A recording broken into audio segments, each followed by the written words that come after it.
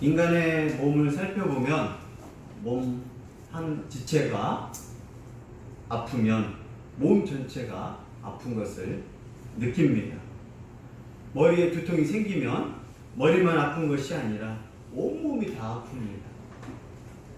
그렇기 때문에 머리만 치료하는 약이 아니라 온몸을 치료하는 두통약, 몸살약을 먹게 됩니다. 머리가 아프면 머리만 아픈 것이 아니라 온몸이 아픈다라는 게 몸 지체에 가르쳐주고 있습니다. 못질하다가 실수로 망치가 손가락 하나를 내리치면 손가락만 아픈 게 아니라 머리도 아프고 신경도 아프고 몸에 힘이 쫙 빠지면서 몸 전체가 고통을 느낍니다. 저 발 밑에 있는 저 발가락, 길을 지나가다가 옛날에 못을 찔리면 다리만 아픈 것이 아니라 온몸이 춥고 아프고 머리까지 아프면서 온몸이 아픈 것을 우리는 느낄 수가 있습니다. 이 몸은 다 연결되어 있기 때문에 또 각 지체가 여러 가지가 있지만 상처가 나고 아픈 일이 생기면 모두 아픈 걸 깨닫게 됩니다. 만약에 다리에서 피가 난다 그러면 온몸이 힘이 쫙 빠지면서 다리가 회복되도록 모든 신경들, 누련들이 다리로 집중해서 다리에서 회복되도록 다른 데에 있는 에너지들을 다 빼버리고 다리를 치료하기 위해서 온몸이 그쪽에 집중하기 때문에 다른 곳에 힘이 빠집니다. 다리가 다쳤는데 힘이 빠지지 않으면 하던 일을 계속하거나 운동을 계속하면 다리가 더 상처가 심각해지기 때문에 그 다리를 보호하기 위해서 몸에 힘이 쫙 빠지고 또 모든 신경들이 다리에 집중해서 빨리 치료하는 과정이 우리 안에 있는 그러한 몸의 활동입니다. 손이 다치면 다리가 움직일 수 없도록 온몸에 힘이 빠지고 손에 모든 것이 집중하는 그러한 우리 몸은 지체가 많지만 하나라는 것을 의학적으로 또 신경세포적으로 가르쳐주고 있습니다. 그래서 군인들이 손가락이 만약 하나 잘렸다. 손가락 무시해버리고 막 공격하면 어떻겠어요? 로봇처럼. 그러나 그렇게 안 되는 거예요. 그걸 치료하기 위해서 힘이 빠지고 아프고 갈 수 없고 어지럽고 모든 것이 오기 때문에 만약에 그걸 계속하면 발작 증세가 나올 정도로 로봇처럼 우리를 할 수 없고 하나가 다치면 그것을 보호하지 않고 도와주지 않으면 전체가 죽는 것을 우리 몸을 통해서 가르쳐주고 있습니다. 이런 것처럼 교회 공동체도 바울은 고린도 교회 성도들에게 각 지체를 지켜주고 보호해주고 무시해서는 안 된다고 특히 몸의 의인법을 통하여서 몸의 소중함을 가르쳐주기 시작합니다. 21절 읽습니다. 눈이 손더러 내가 너를 쓸 데가 없다 하나 또한 머리가 발더러 내가 너를 쓸 데가 없다 하지 못하리라. 바울은 고린도 교회 성도들에게 의인법을 통하여서 누구나 다 이해할 수 있는 몸의 비유를 통하여서 상층부에 있는 눈이 하층부에 있는 손더러 넌 쓸데없는 것 같아. 잘 보려면 눈이 필요한 거지 굳이 손은 필요가 없다라고 할 수 없다라는 것입니다. 또 머리가 제일 높은 머리가 제일 아래에 있는 발더러 너는 쓸모가 없는 것 같아. 모든 계획을 짜고 모든 기능을 하고 생각하는 머리만 있으면 되지 굳이 너는 발은 필요가 없다라고 하지 못한다라고 가르쳐주고 있습니다. 각 지체의 특징, 특히 상층부에 있는 머리가 높고 또 귀하다고 생각했던 눈과 머리가 하층부에 있는 손과 발을 향하여 무시해서는 안 된다고 가르치고 있습니다. 우리 몸에서 거치장스러운 게 뭐가 있어요? 귀요? 아니면 다리요? 눈썹이요? 다 하나님이 필요하기 때문에 꼭 만든 것을 믿으시기를 바랍니다. 네.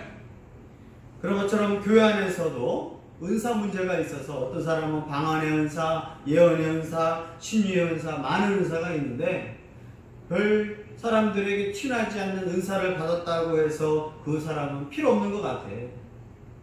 자녀들이든 교회든 어느 직장이든 필요 없는 사람은 없습니다.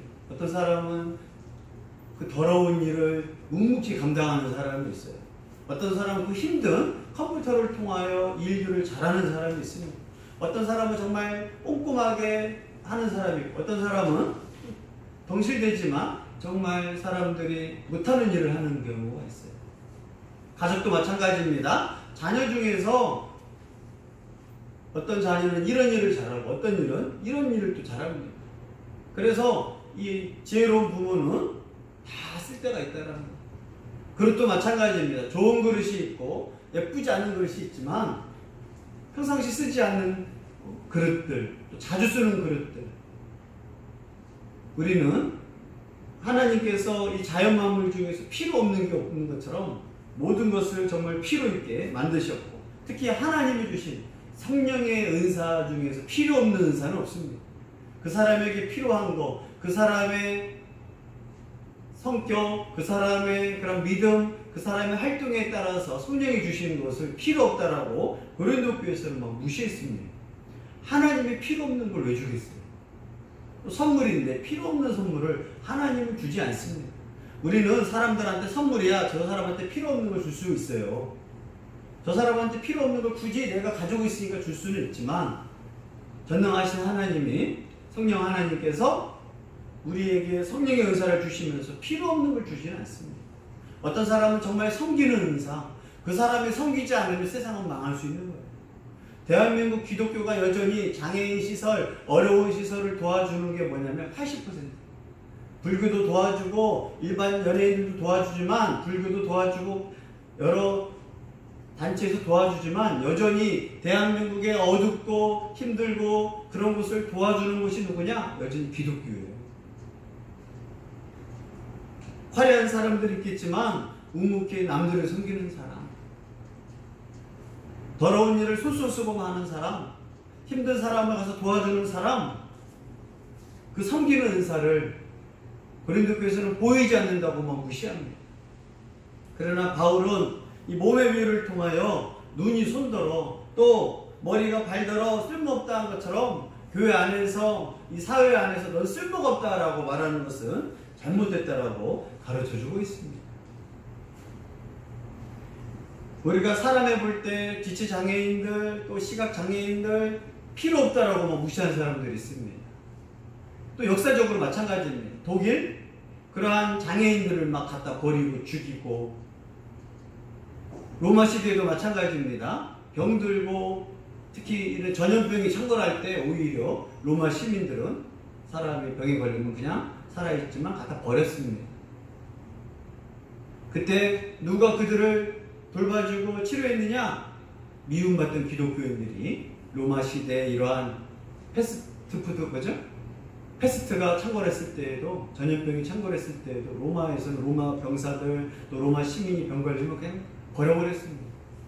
그때 기독교인들이 그들을 돌보고 목숨을 걸고 돌봐서 결국 그들이 병이 나왔을 때 기독교를 사랑하게 됐고, 그들이 믿는 하나님을 믿게 되었고, 결국 그 기독교를 핍박했던 로마 제국이 기독교를 진정한 종교로 받아들이는 변화는 바로 사랑으로부터 시작되었습니다.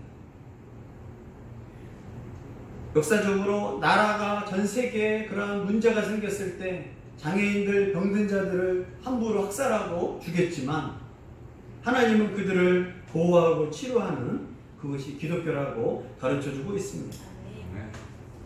오히려 바울은 몸 중에서 약하게 보이는 지체가 더 요긴하다라고 강조를 하고 있습니다. 22절 읽습니다.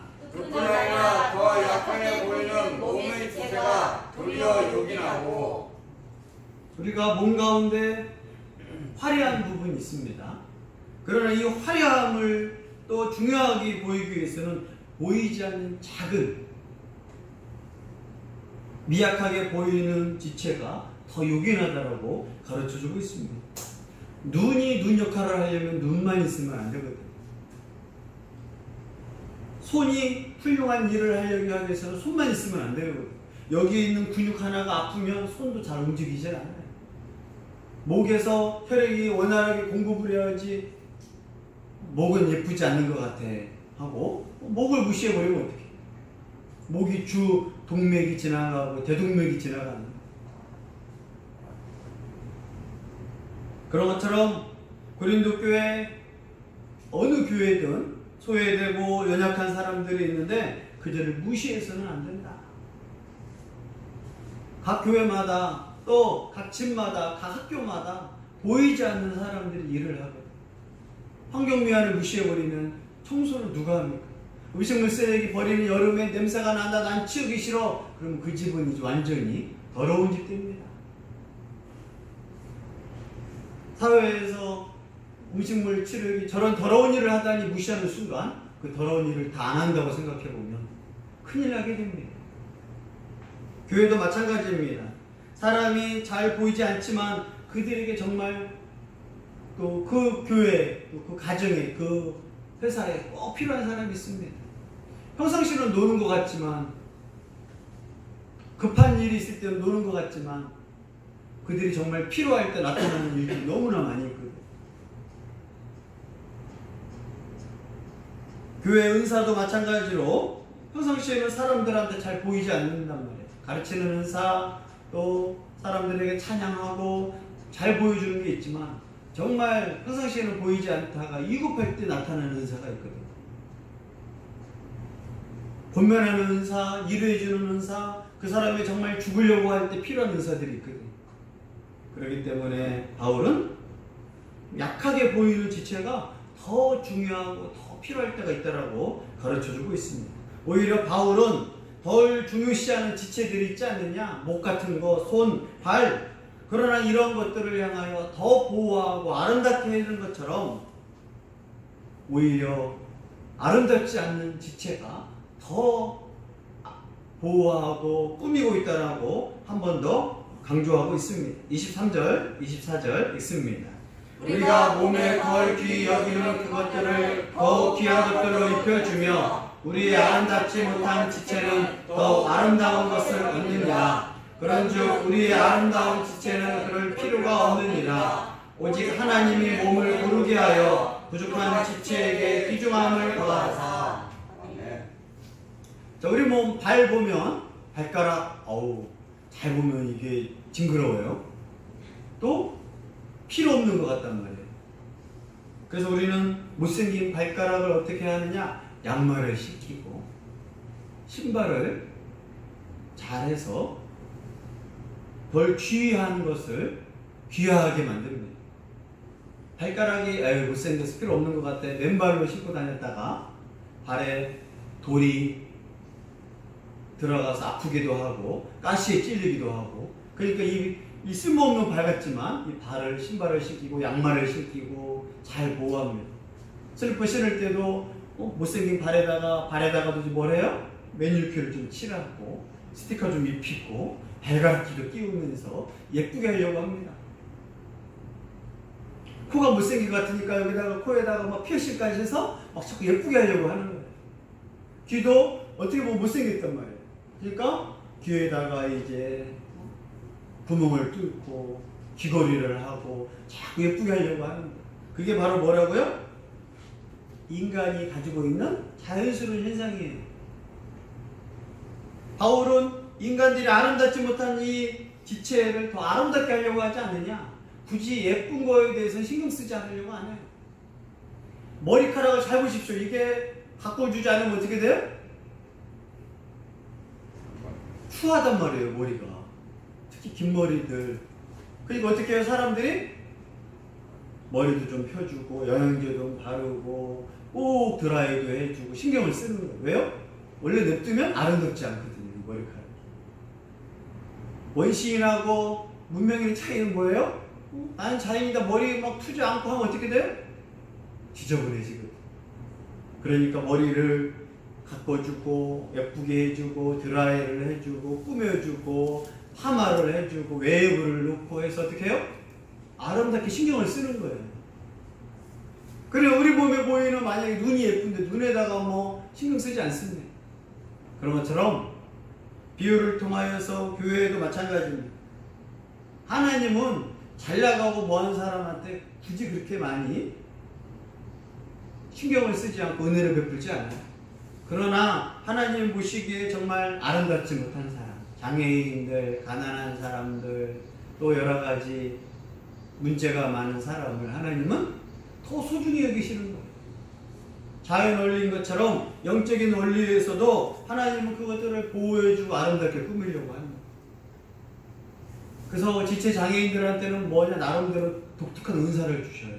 수학적인 능력을 뭐 뛰어나게 하신다거나, 세상적으로는 부족하지만 한 가지 정말 뛰어남이 있게 하시는 게 하나님의 은혜예요.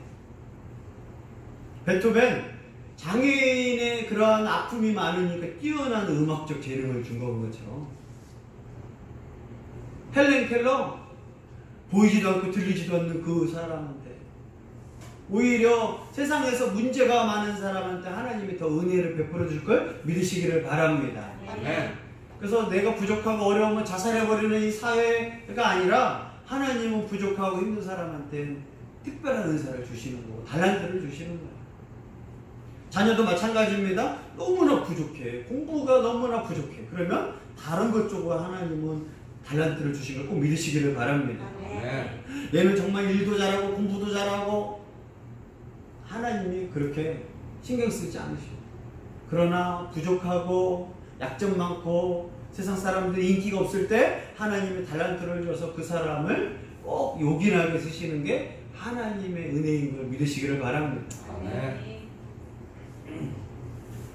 그래서 바울은 이렇게 아름답지 못한 지체를 더 존경하도록 하나님께서 꼭 필요하도록 은사를 주시고 달란트를 주셔서 오직 몸에 고르게 하나님께서 부족한 지체를 귀중하게 하시는 겁니다. 하나님의 방법은 부족하고 힘들고 못난 사람한테 어떻게 해요? 더 귀중한 걸 주시는 겁니다. 평균을 위해서. 정말 멋진 배우들, 멋진 연예인들 왜 자살한 줄 아십니까? 겉으로는 화려하지만 하나님이 그 마음을 지켜주지 않으니까, 그 마음이 공허하고 외로우니까 죽어버리는 거예요. 근데 못나고 부족하고 손가락질 당한 사람은 잘 죽지도 않아요. 왜요? 하나님이 그 마음을 붙들어 주셔. 또 그 사람은 한 가지만 잘해도 만족감을 주시거든요. 10가지를 다 먹어야 만족감이 있는 사람은 한 가지 부족하면 죽어버리고 싶습니다. 그러나 한 가지만 맛있는 거 먹어도 행복한 사람은 그거에 만족한 거예요. 오늘 그냥 된장찌개만 먹어도 너무 맛있어. 그 사람은 그게 복 받은 거예요. 한 가지에. 근데 부자들은 된장찌개만 먹으면 행복하겠어요? 그게 맛이 없어. 그러니까 그 비싼 것들을 먹어도 매일 스테이크 먹고 매일 랍스터 먹는데도 죽는 거예요. 만족하지 못하거든요. 비싼 차를 타고 다니면 우리는 와 부럽다 하지만 그들은 그게 행복하지도 않아. 비싼 차 한 대, 두 대, 세 대가 있어도 행복하지 않아. 비싼 집 50평에 살아도 행복하지 않아. 그 마음에 만족감을 주지 않거든. 그러나 하나님은 이 낮은 자리에 연약하고 멸시받는, 예수님이 십자가 지시면서 이 세상에 연약하고 멸시받는 자들을 위하여 또 감싸주시고 사랑의 친구로 오셨거든요. 그 사람들이 예수님을 비난했던 이유 중에 예수님 오셔서 잘나가는 제사장들, 바리새인들과 서기관들이 어울리지 않고 죄인들, 창녀들, 손가락질 당하는 사람들이랑 같이 밥을 먹고 어울렸거든요. 그래서 예수를 미쳤다, 이상한 사람이다 라고 하는 거예요. 보통 사람은 잘나가는 사람들이랑 어울리는데 예수님은 사람들이 손가락질하는 사람이랑 삭개오랑 같이 밥 먹으러 가니까 저가 이상한 사람이다. 여자들이랑 함께 어울리고 아이들의 친구가 되려고 하니까 사람들은 무시했을 때, 그러나 예수님은 이러한 자들을 구원하러 오시고 이러한 자들의 친구가 되러 오신 것을 꼭 기억하시기를 바랍니다. 네. 바울은 마지막으로 각 몸의 지체는 한 몸이다. 한 지체가 고통을 당하면 온몸이 고통당하고 한 지체가 영광을 얻으면 온 지체가 즐거워하는 것처럼 교회 공동체를 이렇게 비유로 설명하고 있습니다. 마지막 25절, 26절 읽습니다.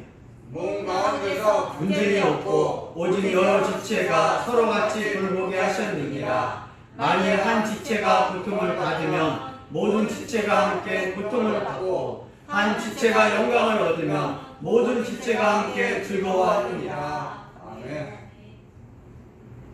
몸 가운데서 서로 싸워서는 안 된다. 머리랑 발이 막 싸우고 손과 눈이 싸운다는 것을 이해할 수 없지 않느냐. 한 몸이기 때문에 서로의 독특성도 있고 그러면서 불구하고 통일성이 있는 것처럼 교회 공동체도 마찬가지다. 한 성도가 아프면 교회가 정말 비참함을 느낍니다. 한 성도가 정말 병에 걸리면 다른 고통도 내가 병 걸린 것처럼 고통스러워하는 게 바로 교회 공동체입니다. 또 어느 성도가 정말 좋은 일이 생겨서 축하받을 일이 있으면 다 기쁜 겁니다. 그런 것처럼 고린도 교회에 어떤 사람이 슬픈 일이 당하면 다 슬픈 거고, 누가 칭찬을 받으면 다 칭찬받는 거지. 누가 힘들어하는데 그걸 무시해서는 안 되는 거고, 누가 즐거워하는데 그것을 희생해서는 안 된다라고 가르쳐주고 있습니다.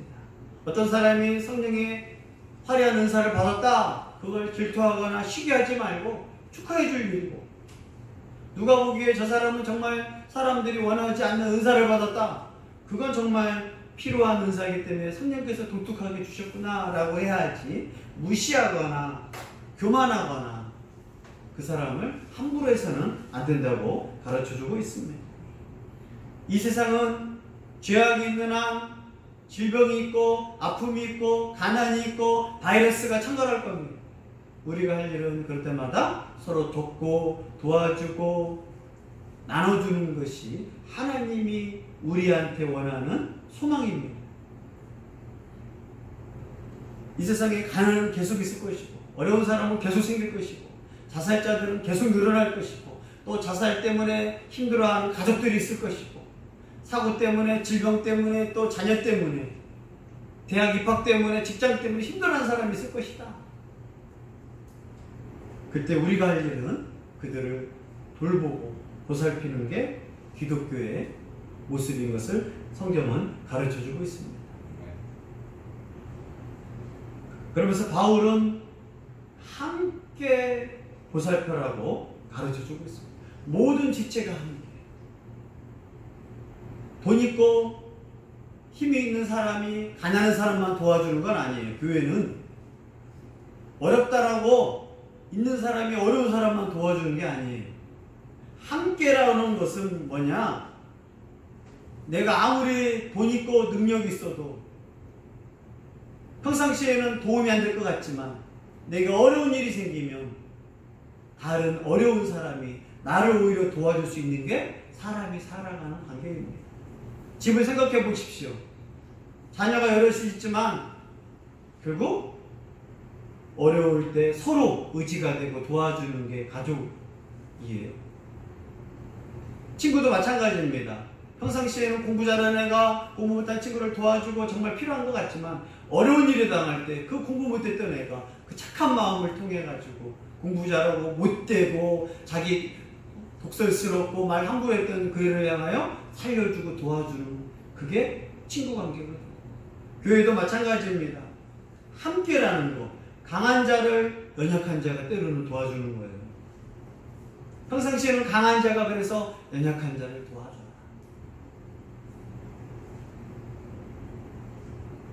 교회는 서로 보살피고 서로 도와주고 서로 힘이 되는 거예요. 받기만 해서는 안 돼요. 얻어먹기만 해서는 안 돼요. 평상시에는 내가 베풀고 많이 하겠지만 정말 어려울 때 내가 돕겠습니다. 이것이 하나님이 서로 함께 도와줘라 라고 가르쳐주고 있습니다. 부부간에도 마찬가지예요. 아내가 남편만 도와주라고 하지 않아요. 남편이 아내만 보살피라고 하지 않아요. 부모들아 자녀만 보살피라고 하지 않아요. 성경에서 특히 에베소서에서 자녀들아 부모에게 순종해라. 부모들아 자녀를 사랑하라. 없는 자들아 있는 자들을 도와줘라. 다 도울 게 있거든요. 있는 자들아 없는 자들을 도와줘라. 내가 가진 달란트로 난 다른 걸 못하지만 그 집 가서 청소해 주는 거예요. 부자들은 또 청소 정리를 못해. 음식도 못해. 다 잘할 수가 없어요. 아플 때는 어떻게 해낼 능력도 안 생겨. 문제가 생길 때 방법도 없어. 그런 것처럼 모든 은사는 서로 돌봐주고 서로 나눠주고, 내가 가진 것이 있으면 내가 없는 것이 있고, 하나님은요 어떤 사람한테 다 주지 않습니다. 잘 보십시오. 공부 잘하고 먼 사람은요 외통수라 말도 못하고요 관계성도 떨어져요. 그 사람 돌보지 않으면요 큰일 납니다. 우리도 마찬가지예요. 하나님은 혼자 살 수 없게 만드셨어요. 너무나 다른 걸 잘하는데 어떤 사람은 정말 그 부분은 못하는 부분. 문제는 내가 잘하는 게 뭐냐를 파악하는 거예요. 남들과 절대 비교하면 안 돼요. 남들과 비교하면 내 것은 쓰레기가 되는 거예요. 발이 눈이랑 비교한다고 생각해 보십시오. 발은 더럽고 쓸모없는 것 같지만 발이 없으면 안 되기 때문에 발은 싸우지 않는 거예요. 발이랑 눈이랑 절대 싸우지 않습니다. 손과 발이 막 싸웁니까? 싸우지 않습니다. 손은 손대로 발은 발대로 필요한 거예요. 우리도 마찬가지입니다. 하나님 왜 나를 이렇게 만드셨어요? TV에 나오고 멋지게 만들고 아름답게 만드셨지 왜 이렇게 만드셨습니까? 우리 불평이에요. 그러면 내가 가진 은사들 달란트는 쓰레기가 되는 거예요. 죽어버려야 하는 거야. 그런데 나에게만 있는 거, 사람들이 함부로 못하는 그런 것들이 하나님이 내게 주신 게 있단 말이에요. 그걸로 다른 사람을 섬기는 거예요. 다른 사람은 머리가 좋아가지고 막 계획으로 따지고 이익을 따지기 때문에 사람들을 못 도와주는데 그 사람은 그 마음에 긍휼의 마음이 풍성한 거예요. 그렇게 따지지 않게 도와주는 거예요. 그렇기 때문에 세상이 또 사회가 잘 돌아가는 거예요. 학교에서 공부만 잘한다고 학교 가면은 나머지들은 어떻게 되냐. 근데 나중에 보면 다 굴러가도록 도와주도록, 특히 교회 안에서 하나님은 약한 지체들을 더 귀하게 은사를 주시고, 인생 70, 80, 90 돌아가면요 비슷비슷해져요. 70 먹고 80 먹고 90 먹고 옛날에 예뻤다?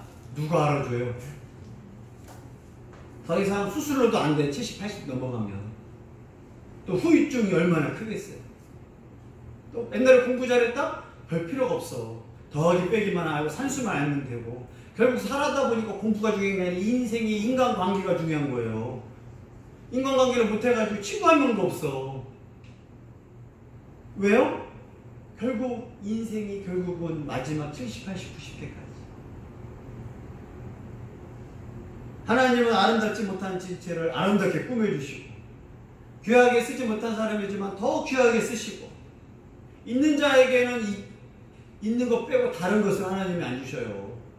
없는 자에게는 다 없는 것 같지만 그에게도 풍성함을 주시는 게 하나님의 은혜입니다. 우리 행복한 교회 성도들이여, 하나님의 똑같이 사랑하시는 걸 깨닫기를 바랍니다. 네. 나에게 하나님이 뭘 주셨나? 나에게만 독특한 게 뭘 주셨나? 내가 잘할 수 있는 게 무엇인가? 화려한 20대, 30대, 40대가 아니라 60, 70, 80, 90 죽을 때까지 내가 사용할 게 뭔가? 어떤 사람은 40, 50대까지 빚을 바라지 않지만 오히려 50대, 60대부터 빚을 바라는 인생이 있어요. 어떤 사람은 똑똑해가지고 대학 때까지는 훌륭한데 대학 이후에는 쓸모가 없는 사람이 있어요. 어느 회사도 마찬가지입니다. 천재인데 발명해놓고 더 이상 필요 없을 때가 있는 거예요. 우리에게 존귀함을 주시고 부족한 자에게 보호해 주시고 더 귀중한 걸 주시는 하나님의 은혜, 하나님의 자비를 믿으시기를 바랍니다. 아멘. 하나님은 공평하십니다. 아멘. 소명이 시인 말처럼 온몸에 병을 가지고 살아가는 소명이신 하나님은 공평하십니다. 없는 자에게 더 많이 주시고 부족한 자에게 더 많이 채워주시고, 있는 자에게 있는 것이 있는 것처럼 없는 자에게 더 많은 걸 주셔서 하나님은 공평하십니다. 그래서 서로 존중하고 부족한 것을 채워주고 무시하지 않는 존귀한 교회 공동체가 되기를